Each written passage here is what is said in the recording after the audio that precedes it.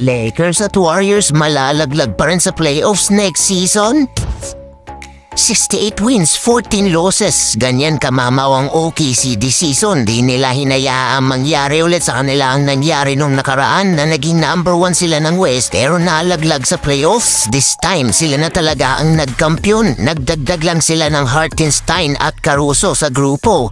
Si Hartenstein, hindi naman binarat ng New York Knicks. Sadyang di lang nila mabigyan ng kontrata ng more than $72 million dahil sa tinawag na collective bargaining agreement. Pag ganito ang sitwasyon kasi aalis ang player at maghahanap ng mas malaking offer. Ito ang mangyayari kay Austin Reeves sa Lakers next season. Pwera na lang kay AR kung tatanggapin niya ang maliit na offer ng Lakers. Nasa 100M na kasi ngayon ang halaga ni Austin at hindi yun maibigay ng LA due to the rules. Ang rule na to ang dahilan bakit napunta si Hartenstein sa OKC. Aside dyan, nasa OKC din ang naging MVP, si Shea. Ganun kalakas ang team nila ngayon, kaya sa Bovada sila pa rin ang number 1 favorite to win another title sa susunod na season. Di rin kasi imposible dahil kita naman sa kanila standing, diba? 68 wins at 14 losses lang. In short, walang team sa West ang medyo malapit man lang sa kanila. So kung sila pa rin ang paborito magkakampiyon sa next season, ibig bang sabihin malalaglag pa rin ang Warriors at LA Lakers sa playoffs? Sa susunod na